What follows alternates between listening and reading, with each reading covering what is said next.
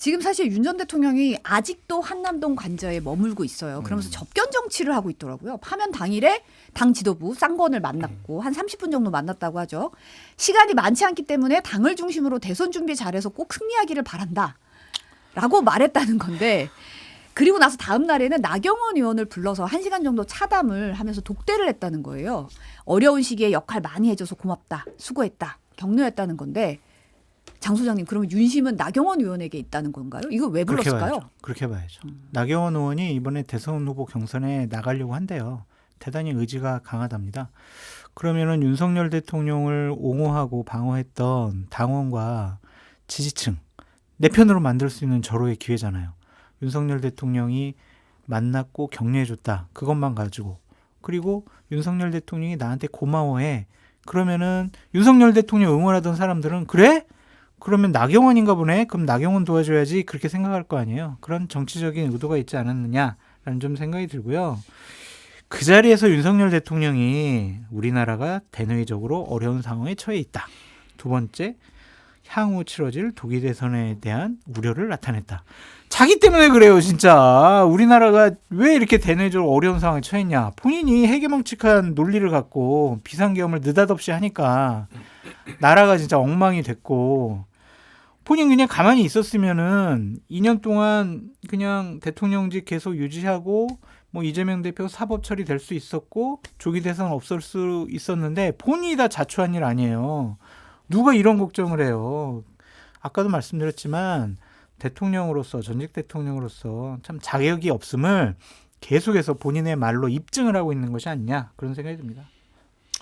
예, 뭐 이 접견 정치도 제가 보기엔 곧 끝날 것 같아요. 예, 곧 끝날 것 같은 게 이 윤석열 파리가 얼마나 이게 영향력이 있을 것인가. 이전에 이제 대통령 자리에 있을 때하고는 무게감이 확 다르거든요. 그러니까 지금 당내에서도 국민의힘 당내에서도 이제 비판의 목소리 뭐 지난 뒤에 얘기하겠지만 의총에서도 난리도 아니었잖아요. 그러니까 서로 이제 막 비난하고 탄핵 찬성한 사람 축출해야 된다. 뭐 탄핵에 반대한 사람들이 문제가 있다. 뭐 이런 얘기 나오고 있는데 지금 이거를 끊임없이 할 수 있는 사람은 진짜 윤상현, 나경원 정도밖에 없을 것 같아요. 나경원 의원은 아마 당권을 도전하기 위해서라도 대권을 나오는 게 맞다고 생각을 할 거예요. 결국은 이게 대선 정국이기 때문에 얼마나 주목도를 받느냐 그리고 그 이후에 지더라도 그러면은 어떻게 이제 당을 재건할 거냐 그거를 가지고 목소리를 내야 되기 때문에 뭐 저도 보고 싶어요. 그러니까 이게 국힘에 그러면은 윤파리를 해가지고 윤석열 파리를 해서 얻는 퍼센테이지가 몇 퍼센트나 될지 그게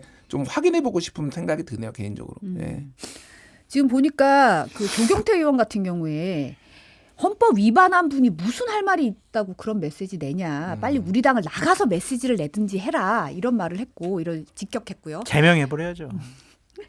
이제 서지영 원내대표님 같은 경우에는 이제 뭐 대통령이라서 국민 걱정한 거다. 이런 식으로 이제 얘기를 했더라고요.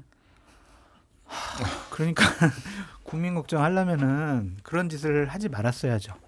정권 초기에 정말 많은 국민들이 응원을 했을 때 당대표 쫓아내지 않고 또 뭐 무속에 취하지 않고 술 드시면서 경로하지 않고 이태원 참사에 진정성 있게 사과하고 최상병 사망 사건에 대해서 뭔가를 감추려고 하지 말고 사실관계 제대로 밝혔어야 되고 박정훈 대령 억울하게 저런 재판받지 않게 만들었어야 하고 야당을 대화 타협 정치의 파트너로 인정을 하면서 그냥 좋은 나라 만들 수 있었잖아요. 근데 본인의 그냥 이상한 고집 신념 유튜버 보면서 부정선거론에 빠져가지고 나라를 이렇게 위태롭게 엉망으로 만들었잖아요. 본인이 나라 걱정을 하면은요 또 비상계엄 하겠다는 건 똑같은 것 같아요. 반국가 세력 처단해야 되니까 비상계엄 했다고 그랬잖아요.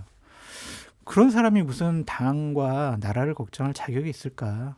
그런 생각이 듭니다. 그냥 입 다물고 가만히 계시는 게 좋습니다. 화가 나네 생각해보니까. 우리가 이제 역사에서 교훈을 얻어야 되거든요. 어쨌든 8년 전에 국힘은 그때 이제 이름이 뭐 새누리당 자유한국당이었지만 탄핵을 한번 당했잖아요. 그러면은 이제 망하는 길이 뭔지 그리고 회복하는 길이 뭔지 뭐 이런 거를 좀 고민을 할 거 아니에요. 그때의 교훈은 우리 보수가 지금 분열해서 졌다라는 것 같아요. 그러니까 지금 분열을 안 하고 다 똘똘 뭉쳐서 이겨보자라는 건데 맞아요. 최소한 반성, 제대로 된 반성과 윤석열과의 절연이 있어야지 요만큼이라도 이제 가능성이 있는 거잖아요. 그때 자유한국당 시절에 박근혜를 출당시킨 게 지방선거까지 지고 나서예요. 네, 바로 안 했어요. 대선 때도 안 했어요. 출당 안 시켰어요. 그러다가 지방선거까지 지고 우리가 정말 잘못했습니다. 그때 이제 후에 눈물을 흘리면서 뭐 이랬거든요. 똑같아요. 그러니까 국힘에서 그 조경태 의원 같은 분들이 지금 출당시켜야 된다고 하는 거 아니에요. 출당시킬 수 있나요?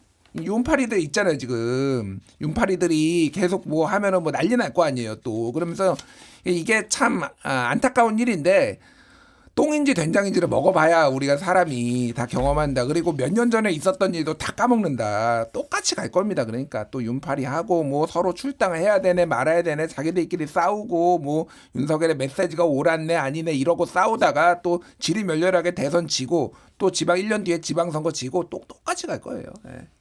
지금 중앙일보 보도 보니까 이제 방패라는 댓글이 굉장히 많은데 중앙일보 보도 보니까 한 9일쯤 서초동 사저 그러니까 아크로비스타로 옮겨갈 계획이다 뭐 이런 얘기가 있는데 박관천 전 청와대 행정관이 오늘 아침 김종배 시선집중에서 이런 얘기했어요. 김건희 여사가 대책 없이 빨리 아크로비스타로 가겠다고 해서 경호처 간부들도 스트레스 많이 받고 있다는 얘기가 들린다. 그리고 김성훈 차장이 이제 스윙팀을 뽑는데 지원자가 없어서 상당히 애를 먹고 있다는 얘기도 들린다고 전했습니다. 그러니까 경호처에 있는 직원들도 이제 전직 대통령을 경호하는 팀을 새로 뽑아야 되는 거잖아요. 그렇죠. 근데 누가 보통은 이제 현직에 있었던 사람들 중에 지원자 이렇게 추려가지고 하잖아요. 그러니까 파견 근무하는 거예요. 파견 근무. 근데 누가 하겠어요. 누가 하고 싶겠냐고요. 그래서 참 많이 애를 먹을 것 같다 그런 생각이 들고 한 25명에서 30명 정도의 경호원들이 좀 필요한 모양이더라고요. 과연 그걸 채울 수 있을까라는 좀 생각이 들고 아크로비스타에 오래 있지 못할 것 같아요. 저도 이제 얼마 전에 그 아크로비스타 앞을 좀 지나가 봤는데 네. 거기는 대통령 경호하기가 쉬워 보이지가 않는다 그런 생각이 들어요. 별도 경호동이 필요하잖아요. 그걸 어떻게 마련을 할까 그런 생각이 드는데 뭐 양평으로 가는 거 아니야? 그 양평 땅에 많이 있으니까. 뭐 그런 얘기도 지으면 들리죠. 되니까. 네. 근데 걱정 안 해도 될 것 같습니다.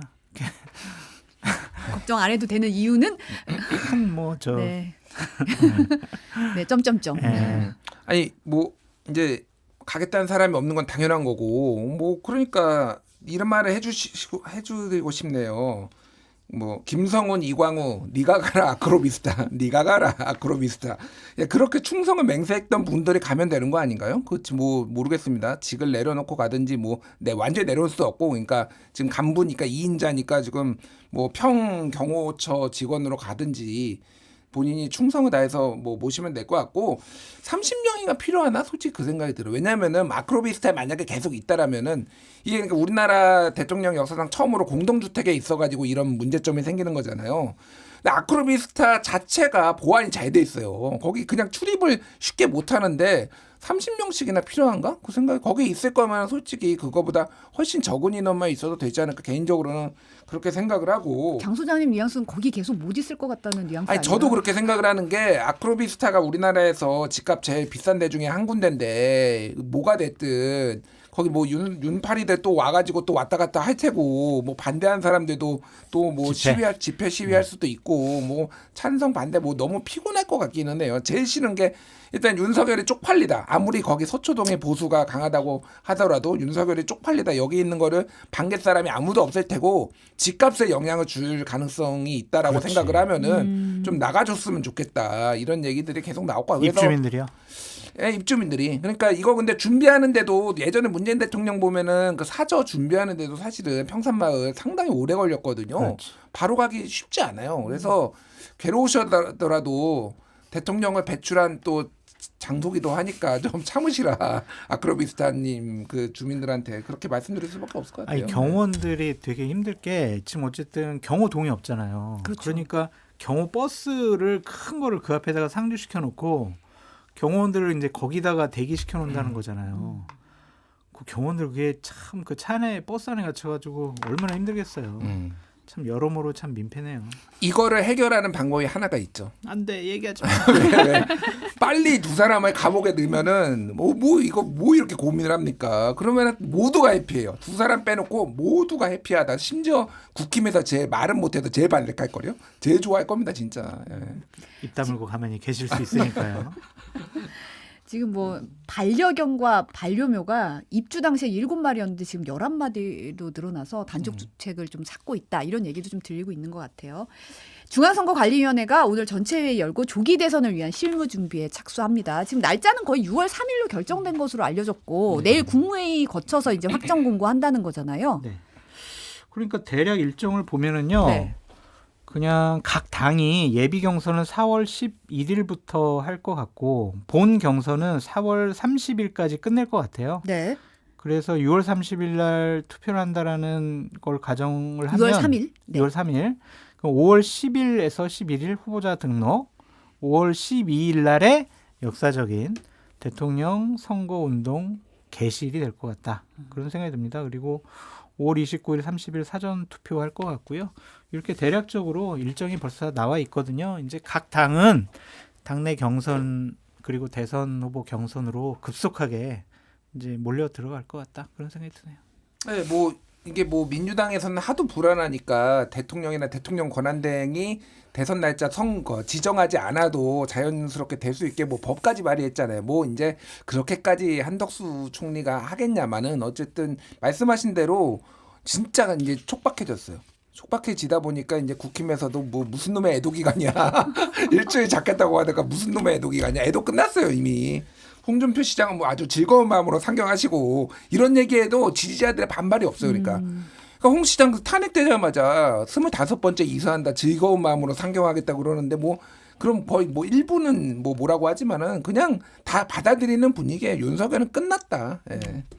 지금 국민의힘이 주말에 비상의원총회를 열었는데 현 지도부를 박수로 재신임을 했습니다. 그러니까 지도부 교체를 하기에는 너무 지금 시간이 불가능해요. 없다. 맞아요. 지금 빨리빨리 대선 모드로 가야 된다. 이런 분위기인 것 같은데 이른바 찬탄파죠. 탄핵 찬성파인 조경태 김상우 의원에 대한 탈당 요구가 있었다는 거예요. 실명 거론하면서. 강민국 의원이 이제 한겨레 보도에 따르면 대선에서 승리하기 위해서는 우리가 먼저 체중을 줄여야 한다. 당론을 알기를 깃털같이 알면 우리가 어떻게 당원으로 같이 갈 수 있겠냐라고 했고 권성동 원내대표도 헌법적 소신을 지키는 건 존중하지만 기본적으로 당 입장도 있고 당원들의 마음까지 건드리는 말을 인터뷰에서 하는 건 삼가해야 한다고 말했다는 거예요. 그러니까 윤 대통령이 아니라 조경태 김상우 의원에 대한 탈당 요구가 있었다는 건데요. 제가 먼저 말씀드릴게요. 이게 이제 격투기 같은 거 있잖아요. 네. 그러면은 일반인하고 좀 운동 좀 했다는 일반인하고 소위 말해서 프로 선수하고는 하늘과 땅 차이예요. 그러다 보니까 체급 차이가 나도 이를테면 몸이 더 작거나 가벼운 사람도 진짜 선수면 일반인 제압하거든요. 다르죠. 네. 달라요. 그러니까 선수끼리 붙으면은요 체급이 제일 중요합니다. 다른 거 필요 없어. 복싱도 왜 그렇게 세부적으로 몸무게로 나눠놨겠어요. 헤비급하고 라이트급하고 붙으면은 앵간하게 정말 하늘과 땅 차이가 선수들끼리는 그냥 헤비급이 이기거든요. 이게 무슨 정신 나간 소리예요. 대선에 승리하기 위해 먼저 체중을 줄여야 된다. 체중을 늘려야죠 지금. 외연확장도 하고 이것도 하고. 김상욱 고마운 줄 알아. 진짜 국힘은 진짜 당 해체 안 당하는 게 김상욱 같은 의인 몇 명이 있어가지고 그나마 여기 소동과 고무라 같이 안 망하는 거라고 좀 정신 좀 차려라 진짜. 아무리 지지층 지금 바라보고 그래도 지금 그 사람들을 다 안고 가도 모자른 반에. 그러니까 이게 이제 개판된다. 제가 아까 말씀드렸지만 윤석열 때문에 계속 싸웠고요. 그러니까 정신 못 차렸다 지금. 그러니까 강민국 의원이나 정점식 의원 같은 분들이 찬탄파 의원들을 내쫓아야 된다라고 강하게 얘기했던 분들이잖아요. 이분들이 당을 나가야 돼요. 이런 분들 때문에 당이 국민들로부터 버림받을 가능성이 높고 이런 분들이 목소리가 키워지게 되면은요. 수도권 중도층은 다 날아갈 수밖에 없습니다. 그래서 쫓겨나고 싶지 않으면 정정식, 강민국 이런 분들이 본인들 입을 좀 닫았으면 좋겠다. 그런 생각이 들고 김상욱 의원 같은 경우에는 조금 좀 저는 조언 드리고 싶은 게 있어요. 어떤 게 있나요? 저도 이제 탄핵을 찬성했던 사람이고 인용 8대 0으로 돼야 된다라고 생각이 드는데 들었던 사람이고 그런데 그 김상욱 의원 같은 경우는 그래도 국민의힘 소속 당 의원이잖아요. 그냥 탄핵 인용돼야 된다. 정말 윤석열 대통령 잘못했다. 지적하는 것까지는 저는 괜찮다고 보여지는데 막 너무 기뻐 날뛰는 듯한 모습 보이는 것은 그 좀 당의 지지층이나 당원들에게 상당히 반감을 살 수가 있지 않을까. 예를 들면 우는 것까지는 괜찮은데 그거를 뭐 4월 4일 날 기념일로 지정합시다. 라고 하고 오늘 아침에도 나와가지고 너무 기쁘다는 듯이 막 이렇게 얘기를 했거든요. 저는 괜찮아요. 저는 당원도 아니고 정치할 사람이 아니기 때문에 윤석열 대통령 탄핵 당해가지고 인용돼서 너무 기분 좋거든요.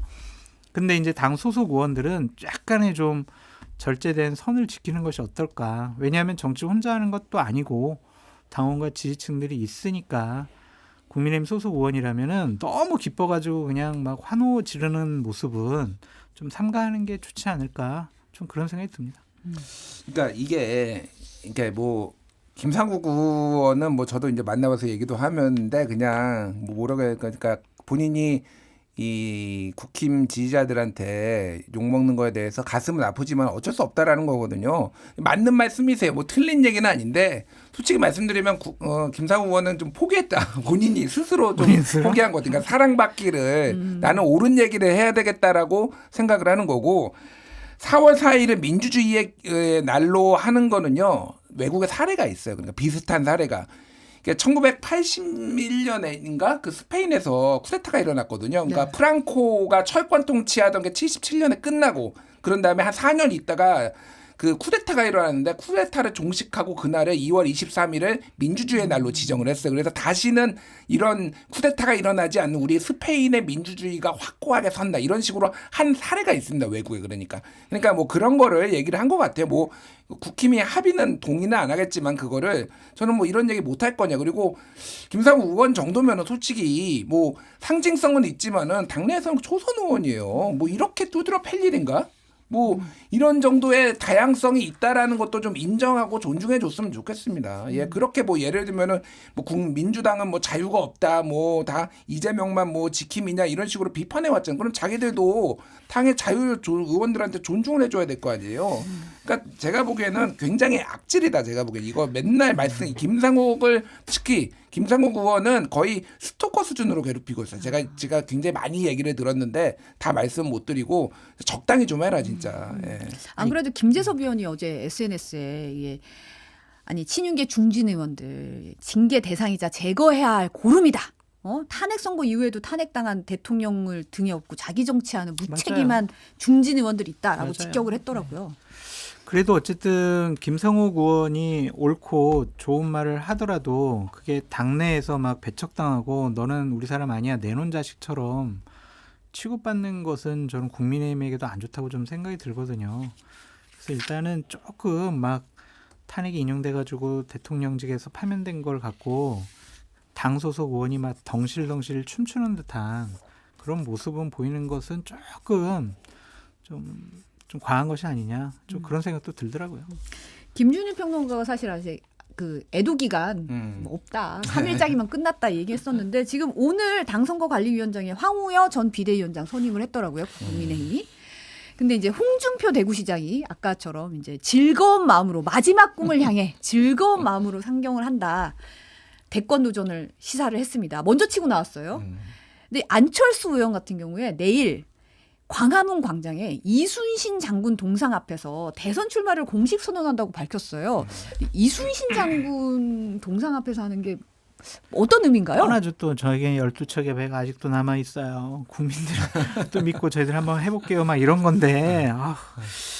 이미 스포를 하시는 겁니까? 아니 뭐 뻔하죠. 거기서 왜 있겠어요. 딱 보면서 신에게는 아직도 12척의 배가 있습니다. 12척 맞죠? 네. 12척 배가 있습니다. 뭐 우리 좌절하지 말고 우리 당원들과 지지자들이 있으니까 그분들 믿고 합시다. 그 이재명 대표를 대통령 만들 수는 없잖아요. 뭐 스토리 뻔하잖아요. 더 이상 할 얘기가 뭐가 있겠어요. 뭐 안철수 의원은 그래도 상대적으로 국민의힘에서 합리적인 행동을 보여주셨죠.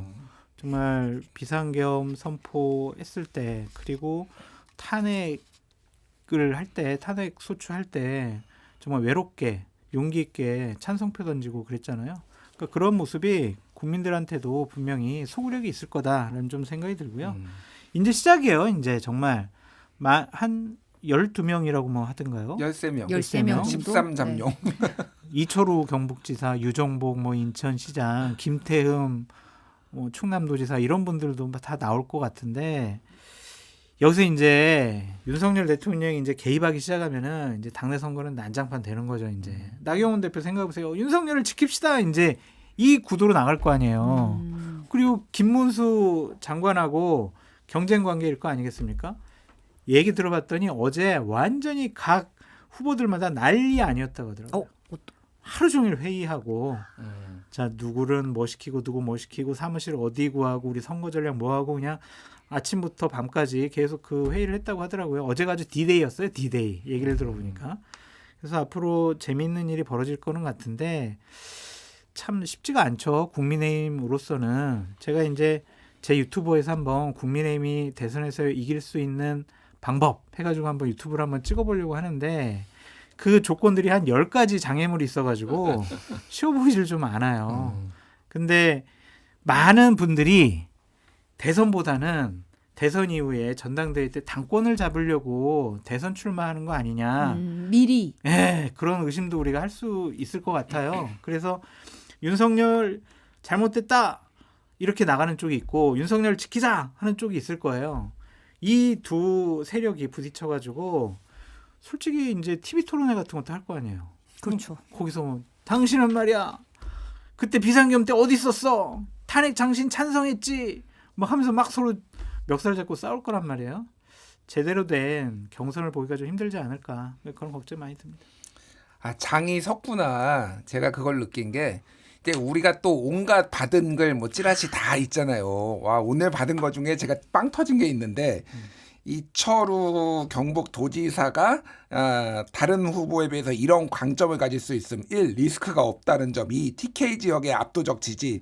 3. 공직자 출신으로서 행정경험과 실무형 이미지. 4. 충성도 높은 당내이사. 5. 성실하고 온건한 인상. 제가 지금 이철우를 홍보하는 게 아니라 네. 이거 누가 만들었겠어요 이거. 너무 출처가 박혀 있다. 너무 티가 난다. 그러니까 제가 온갖 받은 걸 뭔데 이게 이런 거를 이제 원래 이제 정치권에서 받은 걸도 많이 만들어내는데 너무 티나게 이런 게 막 날아다니는 거. 그러니까 누가 안 되네 누가 되네. 아, 이거 성실하고 온건한 인상은 제가 못 참겠네요, 진짜. 좀 눈치껏 해라 이런 것도. 근데 굉장히 이제 흥미로운 것 같아요. 정말로 다 나오시는 것 같아요. 민주당도 꽤 많이 나올 것 같은데 국민의힘 진짜 할 수 있는 사람은 다 나온다. 예. 그래서 최경환 전 부총리도 지금 입당 저거 원설에 그 서류 냈다고. 그러니까 지금 옛날에 계셨던 분들도 지금 다 나오려고 한다. 예. 지금 뭐 이철우 후보 경북도지사 측에서 이걸 돌렸다는 거는 뇌피셜입니다만. 아, 뇌피셜인데 써 있잖아요. 여기 마지막에. 마침 제가 봤을 땐 99%. 마침 YTN 보도로 9일에 국회에서 대선 출마 선언할 거다. 박정희 전 대통령 생가도 방문할 계획이다. 이렇게 지금 보도가 떴네요. 근데 저는 뭐 대선 후보들이 경선에 참여를 하고 선거 캠페인하는 거는 오케이. 자신들이 뭐 후보가 돼야 되니까 그렇게 할 수가 있는데 저는 권성동 원내대표의 오늘 메시지는 비판을 하지 않을 수가 없습니다. 좀 짚고 넘어가야 될 것 같아요. 권성동, 권영세 이 양 지도부가 당의 분열을 최소화시키면서 국민들한테 욕 얻어먹어가면서 당의 위기관리를 잘해서 이만큼 그냥 지켜온 거 정말 정치력 대단히 훌륭한 정치력을 발휘하셨다 칭찬해드리고 싶은데 오늘 나온 메시지는 뭐냐면 조기 대선이 벌어졌다. 이 조기 대선은 이재명 민주당 심판 선거가 되어야 한다. 이렇게 얘기를 하셨거든요. 구도를 딱 잡은 거죠. 이재명 나쁘니까 이재명 뽑지 마세요. 이렇게 되는 거잖아요. A가 빠져 있어요. 윤석열 대통령 집권 시절 우리 집권 여당으로서 국정 운영에 무한한 책임을 갖고 있는데 제대로 우리가 뒷받침 못해서 국민 여러분 대한민국을 대단히 위태롭고 혼란스럽게 만들었습니다.